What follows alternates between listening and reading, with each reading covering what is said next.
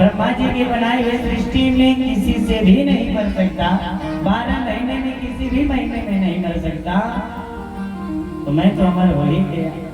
अब राज्य में आकर के सबके ऊपर आक्रमण करने लगा महाराज। महात्माओं के ऊपर आक्रमण किया। पहले आज के बाद उस विष्णु का यज्ञ तप भजन करना बंद करो, नाम जपना है तो मेरे नाम से यज्ञ करना है, तो मेरे नाम से जयकारा लगाना है तो मेरे नाम से जयकारा लगाओ। हिरण्यकश्यप भगवान की जय करो, हिरण्यकश्यप भगवान के नाम से यज्ञ करो, हिरण्यकश्यप भगवान के नाम से तप करो, ध्यान करो, भजन करो। पृथ्वी कांपने लगी महाराज हिरण्यकश्यप के इस पाप से। हिरण्यकश्यप भगवान हिरण्यकश्यप के इस पाप से पृथ्वी मैया कांपने लगी। देवताओं के साथ संतों के साथ भगवान की स्तुति करी। ठाकुर जी कहे कि तुम सब चिंता मत करो, मैं कुछ कृपा करता हूँ। कयाधु गर्भवती हुई, भगवान स्वयं भक्त के रूप में, प्रहलाद के रूप में, एक जीव के रूप में कयाधु के गर्भ में प्रविष्ट हुए और नारायण प्रभु के आज्ञा के अनुसार कयाधु का हरण कर लिए इंद्रदेव। हरण करके लेकर के गए। नारद जी महाराज छुड़ाए उनसे। नारद जी महाराज अपनी कुटी में लेकर के गए, ज्ञान उपदेश कयाधु को देने लगे। गर्भ में बैठे बैठे प्रहलाद जी महाराज भगवान की भक्ति के बारे में सीखने लगे, भगवान के बारे में, भगवान के नाम के बारे में जानने लगे। उनका जन्म हुआ हिरण्यकश्यप के वहां। महाराज कुछ बड़े हुए प्रहलाद जी महाराज हिरण्यकश्यप को सोचा कि इन्हें दैत्य ज्ञान सिखाना चाहिए, दैत्य गुरुकुल में भेजना चाहिए। तो प्रहलाद जी को दैत्य गुरुकुल में भेज दिया हिरण्यकश्यप को पढ़ने के लिए। वहां के प्राचार्य थे शुक्राचार्य जी महाराज और आचार्य थे संत और अकर्मक जी। दो आचार्य थे, गुरु जी थे, पढ़ाते थे। दैत्यों को अस्त्र शस्त्र, राजनीति, कूटनीति की विद्या पढ़ाते थे। प्रहलाद जी महाराज गुरु जी से पढ़ भी लेते थे पर आत्मसात नहीं करते थे, क्योंकि हृदय में तो परमपिता परमेश्वर बैठे थे, ठाकुर जी बैठे थे। एक दिन हिरण्यकश्यप विद्यालय में आया और प्रहलाद जी को गोदी में बैठा करके कहा कि पुत्र ये बताओ आज तक तुमने सबसे बढ़िया बात क्या सीखी है विद्यालय में, क्या सीखी है? तो गोदी में बैठे हुए प्रहलाद जी कहे कि पिताजी तत्साधु मन्ने सुरवर्य देना सदा समन्वेन ध्यान सदेहा हित्वात्मपातं गृहं बनंगतोया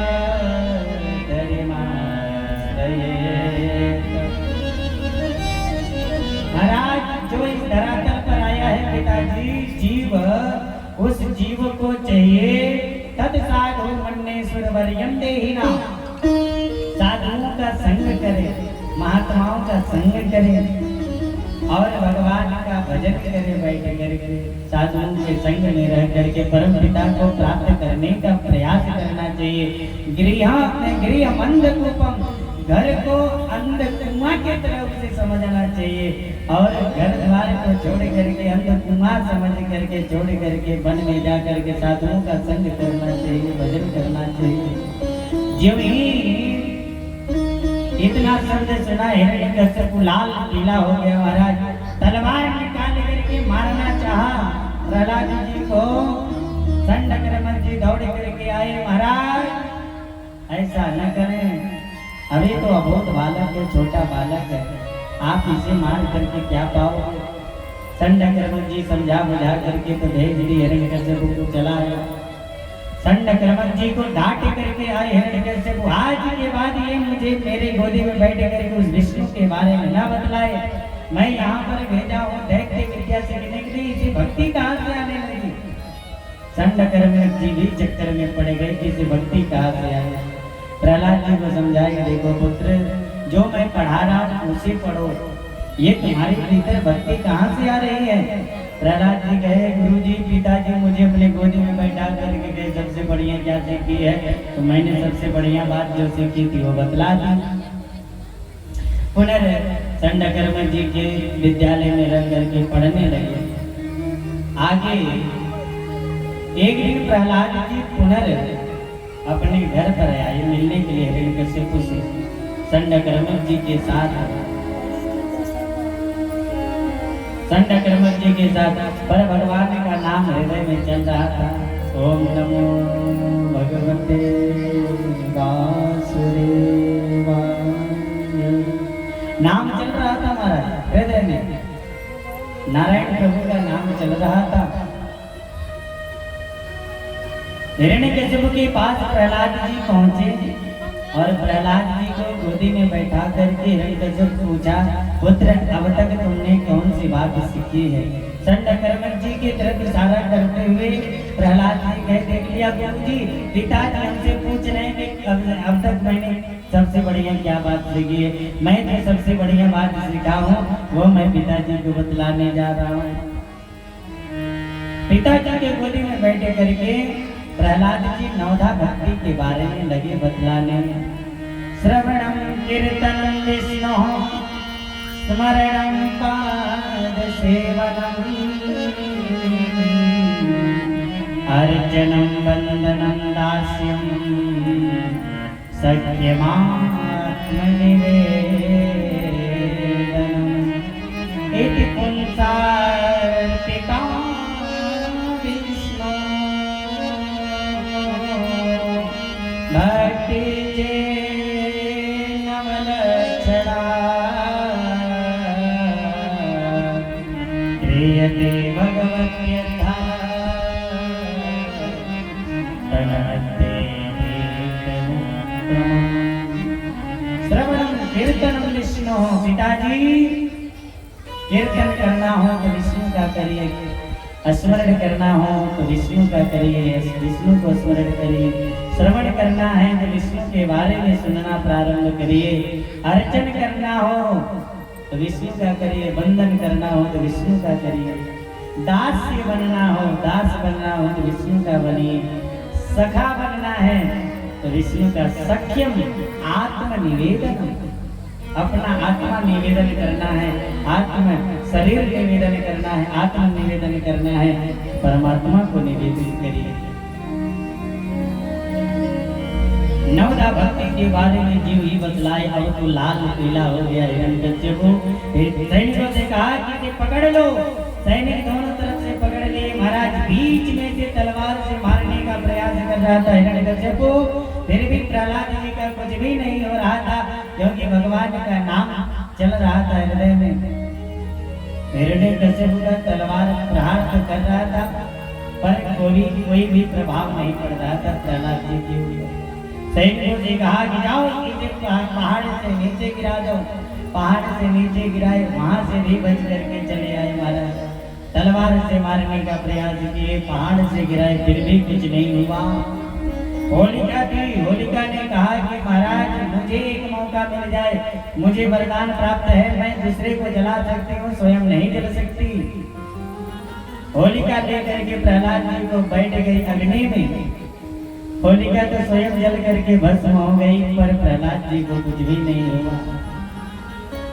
प्रहलाद जी महाराज को अब की बार संडकर्म के जी वहां खड़े थे। अब की बार प्रहलाद जी को मारने का प्रयास पुनः हिरण्यकशिपु करने लगा कि मैं इसे छोड़ूंगा ही नहीं। पुनर्मारने जा रहा था, तब तक संडकर्म जी रोक लिए कि महाराज इतना प्रयत्न किए, पहाड़ों से गिराए, होलिका भी लेकर के बैठे, आप भी प्रहार किए, ये भी प्रहलाद के ऊपर कोई प्रभाव नहीं पड़ा, अब तो छोड़ दीजिए, अब की बार छोड़ दीजिए, मैं लेकर के जा रहा हूँ, इसे समझाऊंगा। प्रहलाद जी को अब की बार लेकर के संडकर्म जी समझा बुझा करके विद्यालय में रख दिए। एक दिन संडकर्म जी चले गए बाजार में, अब इधर प्रहलाद जी अपने मित्रों को बुलाए, दैत्य पुत्रों को बुलाए, बुला करके कहे मित्रों अब तक तुमने गुरु जी से बहुत बढ़िया ज्ञान सीखी, अब मेरे साथ आओ, मैं तुम्हें कुछ ज्ञान सिखाता हूँ। तुम मेरे साथ आओ, मैं तुम्हें ज्ञान सिखाऊंगा। समस्त दैत्य कुल के पुत्र कहे कि नहीं भैया भैया मैं तुम्हारे साथ नहीं आ सकता, नहीं तो तुम्हारे पिताजी को पता चलेगा तो लेने के देने पड़ जाएंगे। प्रहलाद जी कहे वो सब मेरे ऊपर छोड़ दो, तुम मेरे साथ आओ। मित्रों को बुलाए, अपने पास बैठा करके भक्ति के बारे में लगे बताने, भक्ति के बारे में लगे बतलाने और संकीर्तन मित्रों से कहे कि आओ मेरे साथ संकीर्तन करो। मित्रों के साथ खड़े होकर के प्रहलाद जी भी मित्रगण भी संकीर्तन करने लगे और भगवान के संकीर्तन में नृत्य करने लगे, नृत्य करके संकीर्तन करने लगे। आइए हम सब भी संकीर्तन में प्रवेश करें। प्रेम से बोले कृष्ण कन्हैया लाल की जय हो। इधर संकीर्तन चल रहा था, संडकर्मक जी भी बाजार से आए, वो भी उसी रंग में चढ़ गए महाराज। प्रहलाद जी के साथ मित्रगण भी संकीर्तन करके नाच रहे हैं। संडकर्मक जी जो आचार्य थे गुरु जी, वो भी संकीर्तन करने लगे, वो भी नाचने लगे। श्री कृष्ण गोविंद हरे मुरारी, हे नाथ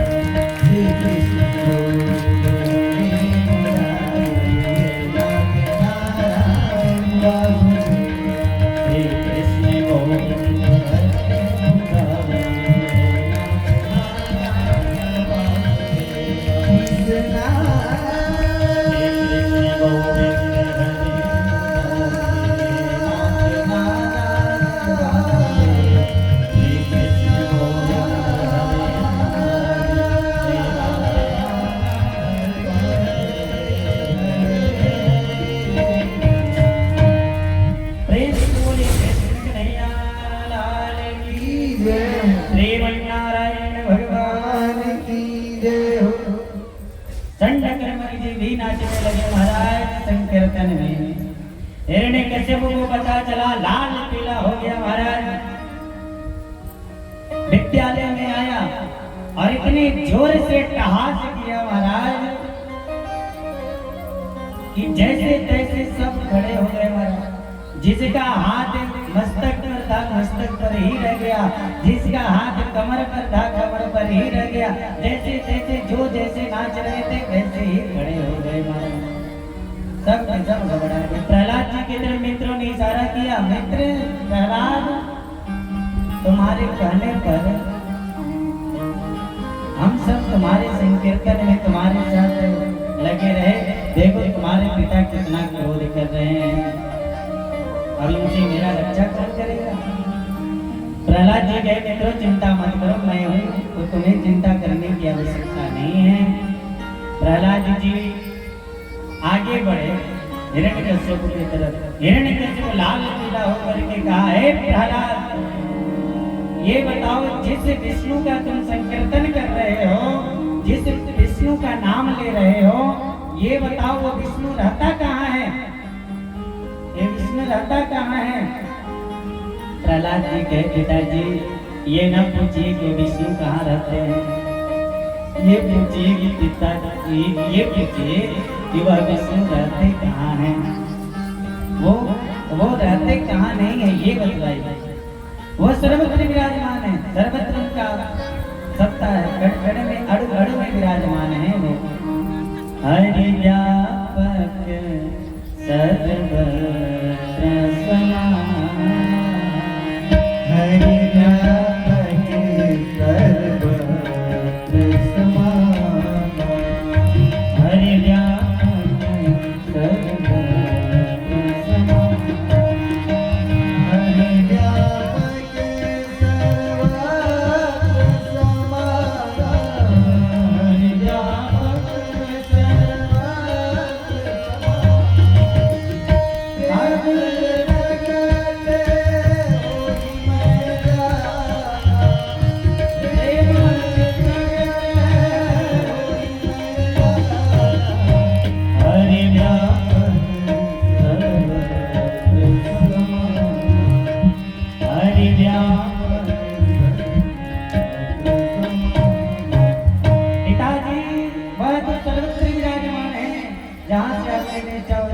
प्रकट हो जाएंगे। प्रहलाद जी को खींचता हुआ लेकर के आया अपने महल में महाराज। महल में आकर के खड़ा किया, ये बताओ यदि सर्वत्र विराजमान है तो तुम्हारा विष्णु इस खंभे में भी होगा? प्रहलाद जी कहे कि अवश्य पिताजी। गदा से एक प्रहार किया खंभे के ऊपर, प्रहार करते ही भगवान नरसिंह रूप धारण करके प्रकट हो गए। प्रेम तुले नरसिंह भगवान की गगड़ गड़गड़ानो दस खंभ पांडो चरचरानो निगसो नरनाहर को रूपयति भयानक है। गगड़ गड़गड़ावे दसन रे बल बल पावे, चितवत सरोज मानो अंग जात को नरसिंह रूप धारण करके प्रकट हो गए भगवान विष्णु। जितने भी सैनिक थे महाराज, इतने जोर से अट्टहास किए प्रभु। एक अट्टहास करने पर जितने सैनिक थे सब धड़ाम से पृथ्वी पर मूर्छित होकर के गिर गए। हिरण्यकश्यप भी गिरते गिरते बचा और भगवान विष्णु के सामने आकर के खड़ा हो गया कि तुम मेरा कुछ भी नहीं बिगाड़ सकते, क्योंकि मैं ब्रह्मा जी से वरदान प्राप्त किया हूँ, मैं अमर हूँ, मुझे तुम नहीं मार पाओगे। भगवान से युद्ध करने लगा महाराज। हिरण्यकश्यप के साथ नरसिंह भगवान ऐसे खेलने लगे जैसे कोई बालक क्रीड़ा करता है एक गेंद के साथ, उसकी वैसे ही श्री नरसिंह भगवान हिरण्यकश्यप के साथ खेलने लगे महाराज। एक प्रहार किया हिरण्यकश्यप भगवान को मारने के लिए। ठाकुर जी तुरंत हिरण्यकश्यप को लेकर के मुख्य दरवाजे पर जाकर के चौखट पर बैठ गए अपनी गोदी में लेकर के। हिरण्यकश्यप ने कहा कि तुम मुझे नहीं मार सकते। तो कहेंगे क्यों नहीं मार सकता बताओ। हिरण्यकश्यप ने कहा मुझे वरदान प्राप्त है ब्रह्मा जी से। तो कहेंगे कौन सा वरदान प्राप्त है। तो हिरण्यकश्यप ने कहा कि महाराज ना मैं भीतर मर सकता ना बाहर मर सकता। तो ठाकुर जी कहे पहले तो ये देखो कि तुम हो कहाँ पर, ना भीतर हो ना बाहर हो, तुम तो मुख्य दरवाजे पर हो, चौखट पर हम तुम्हें लेकर के बैठे हैं। पुनः हिरण्यकश्यप को कहा कि और भी वरदान प्राप्त है। भगवान ने कहा बताओ कौन सा वरदान प्राप्त है। हिरण्यकश्यप ने कहा कि महाराज ना दिन में मर सकता ना रात में मर सकता। भगवान कहे कि पहले ये देखो समय कौन सा चल रहा है, ना दिन चल रहा है ना रात चल रहा है, ये तो गजबिलिया का समय है, संध्या का समय है, ना दिन है ना रात है। पुनः हिरण्यकशिपु ने कहा कि महाराज ना मैं अस्त्र से मर सकता ना शस्त्र से मर सकता। तो ठाकुर जी कहे कि देखो ना मेरे हाथ में अस्त्र है ना ही शस्त्र है, पर ये लंबे लंबे नाखून जो हैं तुम्हारे लिए काफी हैं, तुम्हारे लिए काफी है। पुनः हिरण्यकशिपु ने कहा कि महाराज ना ऊपर मर सकता ना नीचे मर सकता।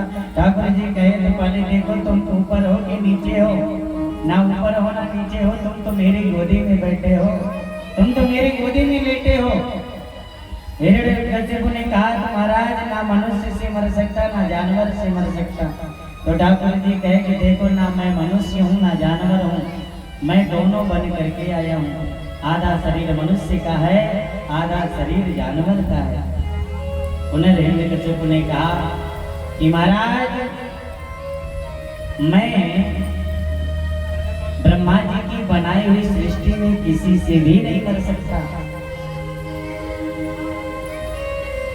तो ठाकुर जी कहे कि अच्छा सुनो, ब्रह्मा जी को मैंने बनाया ना कि ब्रह्मा जी मुझे बनाए। ब्रह्मा जी मुझे नहीं बनाए हैं, मैंने ब्रह्मा जी को बनाया है। पुनः हिरण्यकशिपु ने कहा तो महाराज 12 महीने में मैं किसी भी महीने में नहीं मिल सकता। तो ठाकुर जी कहे कि सुनो, ये 13वां महीना मैंने तुम्हारे लिए अलग से बना करके रखा था। ये 12 महीने में किसी भी महीने में नहीं आता। अधिक मास जो इस समय पुरुषोत्तम मास मलमास चल रहा है, ये 13वां महीना तुम्हारे लिए मैंने अलग से बना करके रखा था। 12 महीने में किसी भी महीने में नहीं आता। ब्रह्मा जी के समस्त वरदानों की रक्षा करते हुए ठाकुर जी अपने लंबे लंबे नाखून हिरण्यकशिपु के सीने में धसा करके सीने को विदीर्ण किए और हिरण्यकशिपु के रक्त का पान किए, उसके प्राण का हरण किए। प्रेम से हिरण्यकशिपु मर्दन भगवान की जय, नरसिंह भगवान की जय। हिरण्यकशिपु का भगवान उद्धार किए। भगवान का स्वरूप ऐसा था कि सब देख करके डर रहे थे। समस्त देवता सोचे कि चलो प्रभु का स्तुति किया जाए, प्रभु का स्तुति किया जाए, प्रभु के श्लोक को शांत कराया जाए। तो समस्त देवता ब्रह्मा आदि देवता सभी लोग हाथ जोड़ करके विनती करने लगे। ब्रह्मादयः सुरगणा मुनयो सिद्धा सत्वैकता नमतयो वचसा प्रभावै नाराधितं पुनरेण धुनाति विनिग्रह किन्तोष्टुमर्हति हरिरोग्रजा। हे प्रभु, आपने हिरण्यकशिपु को मार करके पृथ्वी का भार दूर कर दिया, धर्म को समाप्त कर दिया है। प्रभु अब आप इस स्वरूप को शांत करके अपने रूप में आए। तो नारायण प्रभु इतने जोर से अट्टहास किए, गर्जना किए, समस्त देवता डर के मारे वहां से भाग गए। भगवान के स्वरूप को देख करके सब के सब भाग गए। अब देवता सोचे कि स्वरूप को कौन शांत करेगा, तो सोचे कि चलो पति को शांत करने के लिए पत्नी है, पत्नी को लेकर के आया जाए। सब देवता मिलकर के लक्ष्मी मैया को लेने गए। लक्ष्मी मैया आई, लक्ष्मी मैया आरती का पात्र सजा करके आई भगवान के स्वरूप को शांत करने के लिए। चरणों से आरती करना प्रारंभ करें। ओम जय जगदीश हरे स्वामी, जय जगदीश हरे। भक्त जनों के संकट, दास जनों के संकट छड़ने दूर करे।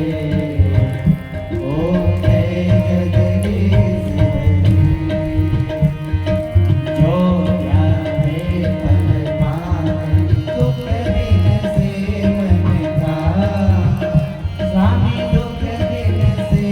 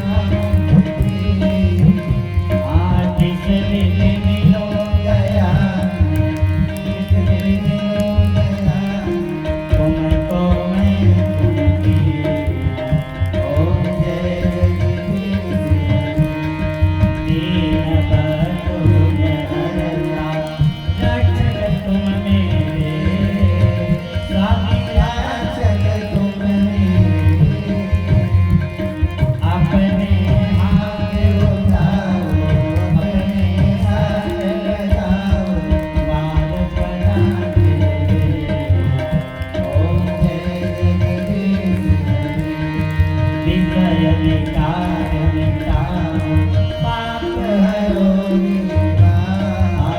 स्वामी पाप हरो श्रद्धा भक्ति बढ़ाओ संतन की सेवा ओम जय जगदीश ओम जय जगदीश हरे स्वामी जय जगदीश हरे भक्त जनों के संकट दास जनों के संकट क्षण में दूर करे ओम लक्ष्मी मैया आरती करते नहीं जो ही मुखमंडल की तरफ आई और ठाकुर जी जो ही गर्जना किए लक्ष्मी मैया आरती का पात्र देख करके भगी महाराज आरती का पात्र देख करके भैया समस्त देवता सोचे कि भैया पत्नी भी शांत नहीं कर पाई अब कौन शांत करे तो प्रहलाद जी के पास आए प्रहलाद जी से कहे पुत्र तुम्हारे कारण प्रभु इतना विकराल रूप धारण किए हैं तुम्हें शांत कर पाओगे प्रहलाद जी महाराज आए भगवान की श्री चरणों में साष्टांग दंडवत प्रणाम किए दंडवत प्रणाम किए प्रणाम करने के बाद ठाकुर जी अपने जिह्वा से प्रहलाद जी को चाटने लगे और प्रहलाद जी महाराज कहे प्रभु यदि मैं अपने मन वचन कर्म के द्वारा आपका सेवा भाव किया हूँ भक्ति किया हूँ हे प्रभु आप अपने इस स्वरूप को छोड़ करके अपने स्वरूप में आइए क्योंकि ये स्वरूप देख करके मुझे बहुत डर लग रहा है बहुत डर लग रहा है भक्त प्रहलाद का विनय सुन करके तुरंत प्रभु अपना नरसिंह रूप का परित्याग करके अपने चतुर्भुज रूप में नारायण के रूप में आए और प्रहलाद को बड़ा भक्ति का वरदान दे करके अंतर ध्यान हो गए प्रेम बोले नरसिंह भगवान की श्री सुखदेव जी महाराज के परिचित प्रहलाद के ऊपर प्रभु ने ऐसी कृपा करी है अब बताओ कि भगवान को समदर्शी क्यों कहा जाता है समझ गए भगवान को समदर्शी इसीलिए कहा जाता है भगवान सबको उद्धार सबका उद्धार करते हैं वो भक्त के अगर भक्ति के द्वारा जो आता है उनको भक्ति के द्वारा उद्धार करते हैं उनका जो युद्ध करने के लिए आता युद्ध के द्वारा पर सबका उद्धार करते हैं हिरण्यकश्यप आया युद्ध करने के लिए भगवान युद्ध करके उसे मार करके उसका उद्धार किए और प्रहलाद जी महाराज भक्ति के द्वारा भगवान के शरण में आए भगवान भक्ति के द्वारा उनका उद्धार किए प्रहलाद जी भी जैसे कुल में हुए थे इसलिए प्रभु से हमेशा विनती करना चाहिए प्रभु जैसे आपने भक्त प्रहलाद भक्त ध्रुव के ऊपर कृपा करी है वैसे हम सबके ऊपर भी कृपा करिए प्रभु चाहे हमें माला बना करके पहनिए चाहे बंसी बना करके बजाइए चाहे जैसे भी हमें रखेंगे आप हम रह लेंगे पर आपसे एक ही विनती है प्रभु अपने चरणों का दास बना लीजिए अपने चरणों में जगह दे दीजिए एक प्रभु से विनती हमेशा करते रहना चाहिए प्रेम छोले वृंदावन बिहारी लाल की जीवन है तेरे हवाले मुरलिया वाले जीवन है तेरे हवाले मुरलिया वाले जीवन है तेरे